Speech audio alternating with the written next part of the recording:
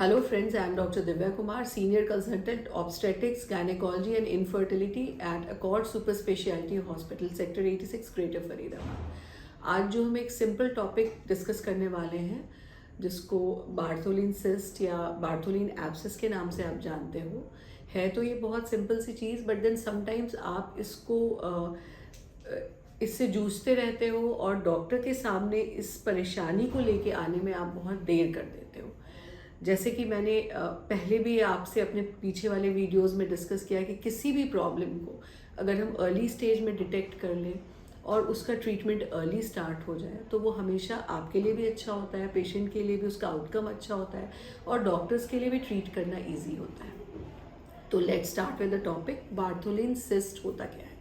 Bartholin एक छोटा सा ग्लैंड होता है जो आपके जननांग के बाहरी हिस्से में, जिसको हम लेबिया मेजोरा बोलते हैं, उस वहाँ पे होता है। योनि मार्ग के बाहर जो लेबिया मेजोरा होता है, फ्लैप होता है स्किन का, उसके अंदर एक छोटा सा ग्लैंड होता है और ये एक डक्ट के साथ वजाइना में ओपन होता है। इसका जो मेन काम होता है वो ल्यूब्रिकेशन, वजाइनल ल्यूब्रिकेशन का काम होता है।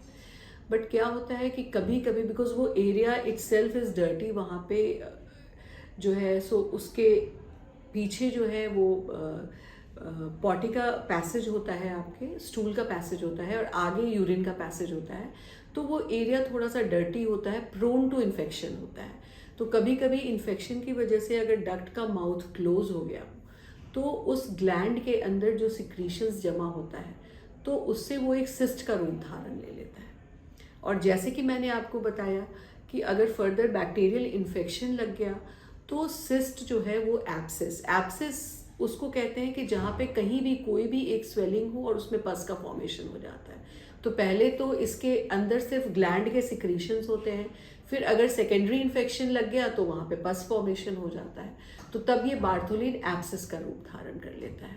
तो अगर ये बार्थोलिन सिस्ट है तो ये एक स्वेलिंग की तरह, एक मतलब सूजन की तरह प्रेजेंट करता है, जो आपको इनिशियली, जैसे मैंने आपको कहा, आपको लगेगा ये नॉर्मल है, बट वो जो है एकदम से उभर के आपको दिखता है। तो ये आप पहले, मतलब you have to be your first doctor.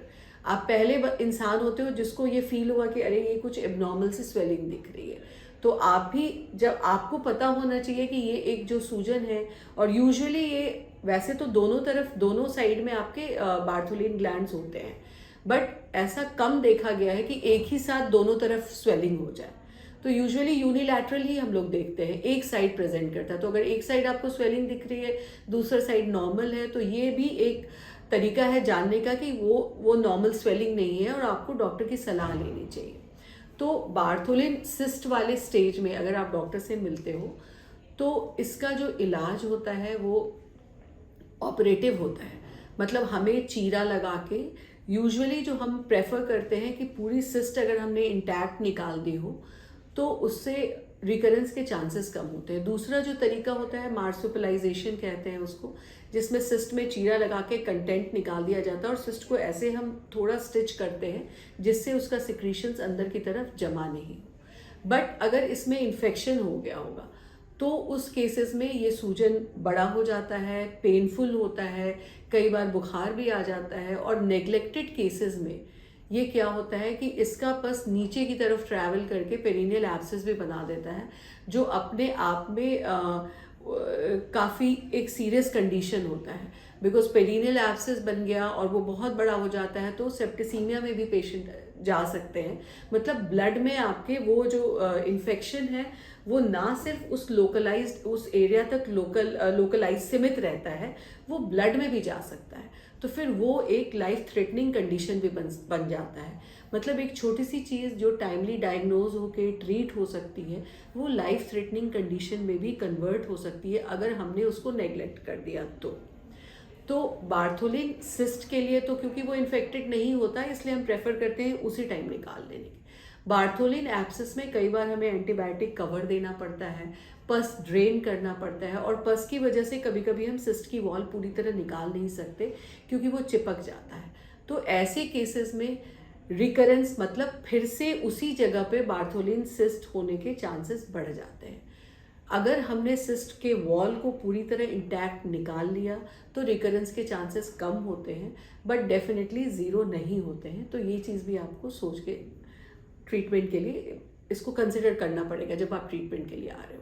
दूसरी बात यह है कि अगर एक साइड का बार्थोलिन सिस्ट या एब्सेस हमने ट्रीट कर लिया तो वो दूसरे साइड में भी बन सकता है।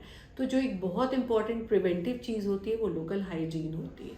लोकल हाइजीन आपको अपना अच्छा रखना है। प्लस औरतों में जो एक नॉर्मल सी चीज़ होती है कि कभी भी आपका शरीर अगर कमज़ोर होता है तो आप में जो भी हानिकारक कीटाणु होते हैं या बैक्टीरिया होते हैं वो बहुत जल्दी हमला कर सकते हैं। तो जनरल हेल्थ अगर आपने अपना अच्छा रखा है, मतलब आपका हीमोग्लोबिन, आप में कोई विटामिन की डिफिशियंसी नहीं हो और जो है लोकल हाइजीन आप मेंटेन कर रहे हो, तो ये एक प्रिवेंटिव रोल होता है इसका।